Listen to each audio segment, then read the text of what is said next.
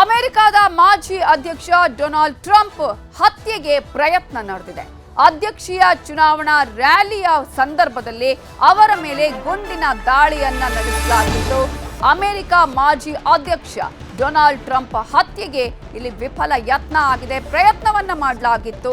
ಅಧ್ಯಕ್ಷೀಯ ಚುನಾವಣಾ ರ್ಯಾಲಿಯನ್ನ ಮಾಡುವಂತಹ ಸಂದರ್ಭದಲ್ಲಿ ಈ ಗುಂಡಿನ ದಾಳಿಯನ್ನ ನಡೆಸಿದ್ದು ಟ್ರಂಪ್ ಕಿವಿ ಮುಖಕ್ಕೆ ಗಾಯ ಆಗಿದೆ. ಆದರೆ ಡೊನಾಲ್ಡ್ ಟ್ರಂಪ್ ಇಲ್ಲಿ ಅಪಾಯದಿಂದ ಗ್ರೇಟ್ ಎಸ್ಕೇಪ್ ಆಗಿದ್ದಾರೆ. ದಾಳಿಯಲ್ಲಿ ಟ್ರಂಪ್ ಅಂಗರಕ್ಷಕ ಸಾವನ್ನಪ್ಪಿದ್ದಾನೆ. ಶಂಕಿತ ಶೂಟರ್ ಇದಾನಲ್ಲ ಆತನನ್ನ ಕೂಡ ಸಿಬ್ಬಂದಿ ಹೊಡೆದುರುಳಿಸಿದ್ದಾರೆ.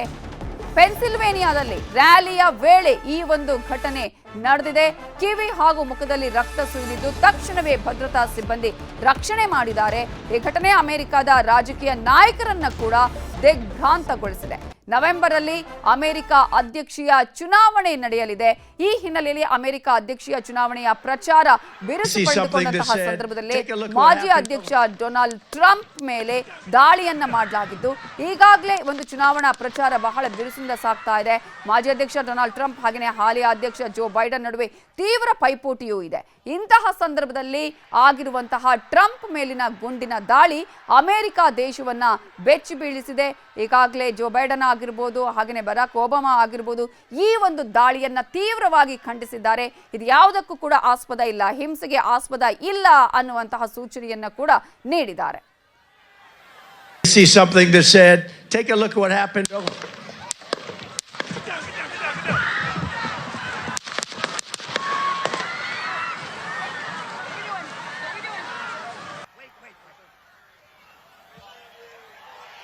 ಘಟನೆಯನ್ನ ಖಂಡಿಸಿರುವ ಅಮೆರಿಕ ಅಧ್ಯಕ್ಷ ಜೋ ಬೈಡನ್ ಫೈರಿಂಗ್ ಸುದ್ದಿ ಕೇಳಿ ಆಘಾತಗೊಂಡಿದ್ದೇನೆ, ಟ್ರಂಪ್ ಹುಷಾರಾಗಿದ್ದಾರೆ ಅಂತ ತಿಳಿದು ಸಮಾಧಾನವಾಯಿತು ಅಂತ ಹೇಳಿದ್ದಾರೆ. ಅಮೆರಿಕ ಉಪಾಧ್ಯಕ್ಷೆ ಕಮಲಾ ಹ್ಯಾರಿಸ್ ಕೂಡ ಪೋಸ್ಟ್ ಮಾಡಿದ್ದು ಟ್ರಂಪ್ಗೆ ಗಂಭೀರ ಗಾಯಗಳಾಗಿಲ್ಲ ಅನ್ನೋ ವಿಚಾರವನ್ನು ತಿಳಿದು ಸಮಾಧಾನವಾಯಿತು ಅಂತ ಹೇಳಿದ್ದಾರೆ. ಇನ್ನು ಮಾಜಿ ಅಧ್ಯಕ್ಷ ಬರಾಕ್ ಒಬಾಮಾ ಕೂಡ ಎಕ್ಸ್ ನಲ್ಲಿ ಪೋಸ್ಟ್ ಮಾಡಿದ್ದು ಪ್ರಜಾಪ್ರಭುತ್ವದಲ್ಲಿ ಹಿಂಸೆಗೆ ಅವಕಾಶ ಇಲ್ಲ, ಈ ರೀತಿಯ ಘಟನೆ ನಡೆಯಬಾರದಾಗಿತ್ತು ಅಂತ ಹೇಳಿದ್ದಾರೆ.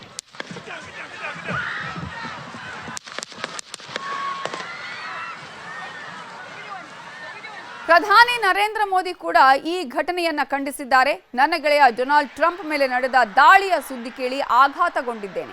ರಾಜಕೀಯದಲ್ಲಿ ಮತ್ತು ಪ್ರಜಾಪ್ರಭುತ್ವದಲ್ಲಿ ಹಿಂಸೆಗೆ ಅವಕಾಶ ಇಲ್ಲ. ಡೊನಾಲ್ಡ್ ಟ್ರಂಪ್ ಬೇಗನೆ ಗುಣಮುಖರಾಗ್ಲಿ ಅಂತ ಹಾರೈಸ್ತೇನೆ ಅಂತ ಎಕ್ಸ್ ನಲ್ಲಿ ಪ್ರಧಾನಿ ಮೋದಿ ಪೋಸ್ಟ್ ಮಾಡಿದ್ದಾರೆ.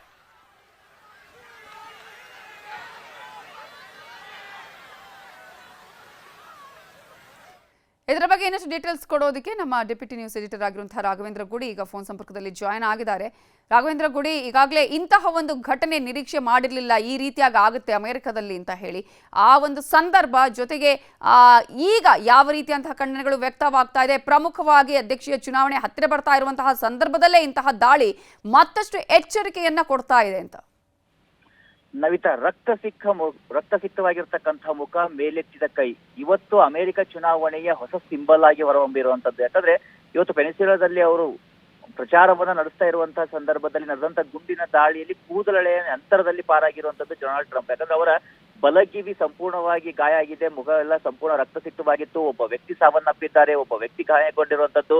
ಹತ್ತಿರದಲ್ಲೇ ಸ್ನೈಪರ್ ಬಂದಿದ್ದು ಹೇಗೆ ಅಂತ ಪ್ರಶ್ನೆ ಮೂಡ್ತಾ ಇದೆ. ಯಾಕಂದ್ರೆ ಅಮೆರಿಕದ ಇತಿಹಾಸವನ್ನ ಗಮನಿಸಿದಾಗ ಇದು ಮೊದಲ ದಾಳಿ ಅಲ್ಲ. ಅಮೆರಿಕದ ಸಾಕಷ್ಟು ಅಧ್ಯಕ್ಷರು ದಾಳಿಗೆ ಸಾವನ್ನಪ್ಪಿದ್ದಾರೆ. ಅದರಲ್ಲೂ ಪ್ರಮುಖವಾಗಿ ಏಪ್ರಿಲ್ 14, 1865 ಅಬ್ರಹಾಂ ಲಿಂಕನ್ ಸಾವನ್ನಪ್ಪಿದ್ದಾರೆ. ಜುಲೈ 2, 1881 ಜೇಮ್ಸ್ ಗ್ಯಾರಿಫೀಲ್ಡ್ ಅವರ ಮೇಲೆ ದಾಳಿ ಆಗುತ್ತೆ. 2 ತಿಂಗಳ ನಂತರ ಅವರು ಕೊನೆಗೂ ಚಿಕಿತ್ಸೆ ಫಲಕಾರಿಯಾಗದೆ ಸಾವನ್ನಪ್ಪುತ್ತಾರೆ. ಅದೇ ರೀತಿಯಾಗಿ ಸೆಪ್ಟೆಂಬರ್ 6, 1901 ವಿಲಿಯಂ ಮ್ಯಾಕಿನೆಲಿ ಅಂತಕ್ಕಂಥ ಅಧ್ಯಕ್ಷ ಕೂಡ ಸಾವನ್ನಪ್ತಾರೆ. ಇನ್ನ ಅತ್ಯಂತ ಕುಖ್ಯಾತವಾದಂತ ಸಾವನ್ನ ನಾವು ಗಮನಿಸೋದಾದ್ರೆ ನವೆಂಬರ್ 22, 1963 ಜಾನ್ ಎಫ್ ಕೆನಡಿ ಅವರ ಮೇಲೆ ಗುಂಡಿನ ದಾಳಿ ಆಗುತ್ತೆ. ಅವರು ಕೂಡ ಸಾವನ್ನಪ್ಪಿರ್ತಾರೆ. ಇಷ್ಟು ಇತಿಹಾಸ ಇರ್ತಕ್ಕಂಥ ಅಮೆರಿಕದ ಒಂದು ರಾಜಕೀಯದಲ್ಲಿ ಡೊನಾಲ್ಡ್ ಟ್ರಂಪ್ ಅವರ ಈ ಒಂದು ಭದ್ರತೆಯ ವಿಚಾರದಲ್ಲಿ ಅಲ್ಲಿಯ ಡೀಪ್ ಸ್ಟೇಟ್ ಏನಿದೆ, CIA ಏನಿದೆ, ಅವರು ಚ್ಯುತಿಯನ್ನ ಮಾಡಿದ್ರ ಅಂತಕ್ಕಂಥ ಪ್ರಶ್ನೆಗಳು ಮೂಡ್ತಾ ಇದಾವೆ. ಅದೇ ನಿಟ್ಟಿನಲ್ಲಿ ನಾವು ನೋಡ್ತಾ ಇದ್ದೀವಿ. ಅದು ಇಸ್ರೇಲ್ನ ಪ್ರಧಾನಿಯಾಗಿರ್ತಕ್ಕಂಥ ಬೆಂಜಮಿನ್ ನೆತನ್ಯಾಹು ಇರ್ಬೋದು, ಅಥವಾ ಭಾರತದ ಪ್ರಧಾನಿಯಾಗಿರ್ತಕ್ಕಂಥ ನರೇಂದ್ರ ಮೋದಿ ಇರ್ಬೋದು, ಅಥವಾ ವಿಶ್ವದ ಸಾಕಷ್ಟು ಅಧ್ಯಕ್ಷರು ಪ್ರಧಾನಿಗಳೆಲ್ಲ ಈ ಒಂದು ದಾಳಿಯನ್ನ ಖಂಡಿಸ್ತಾ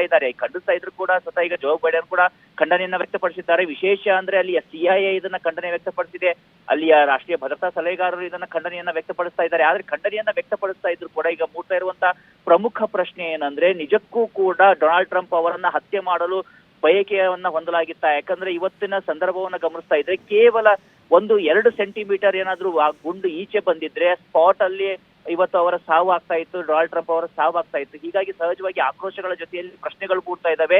ಡೊನಾಲ್ಡ್ ಟ್ರಂಪ್ ವಿರುದ್ಧ ಇಡೀ ಅಮೆರಿಕನ್ ಡೀಪ್ ಸ್ಟೇಟ್ ನಿಂತಿದೆಯಾ, CIA ನಿಂತಿದೆಯಾ ಅಂತಕ್ಕಂಥ ಪ್ರಶ್ನೆ ಮೂಡ್ತಾ ಇದೆ. ಯಾಕಂದ್ರೆ ಡೊನಾಲ್ಡ್ ಟ್ರಂಪ್ ಕೂಡ ಟ್ವೀಟ್ ನಲ್ಲಿ ಅದನ್ನೇ ತಿಳಿಸಿದ್ದಾರೆ, ನನ್ನ ವಿರುದ್ಧ ಷಡ್ಯಂತ್ರವನ್ನ ಮಾಡಲಾಗಿತ್ತು, ನನ್ನ ಹತ್ಯೆಯನ್ನ ಮಾಡೋಕೆ ಯತ್ನವನ್ನ ಮಾಡಲಾಗ್ತಾ ಇದೆ, ನಾನು ಅಮೆರಿಕವನ್ನ ಉಳಿಸೋದಕ್ಕೆ ಪ್ರಯತ್ನವನ್ನ ಪಡ್ತಾ ಇದ್ರೆ ನನ್ನನ್ನೇ ಸಾಯಿಸುವಂತ ಪ್ರಯತ್ನವನ್ನ ಕೂಡ ಮಾಡಲಾಗ್ತಾ ಇದೆ ಅಂತ ಅವರು ಟ್ವಿಟರ್ ನಲ್ಲಿ ಆಕ್ರೋಶವನ್ನ ವ್ಯಕ್ತಪಡಿಸಿದ್ದಾರೆ.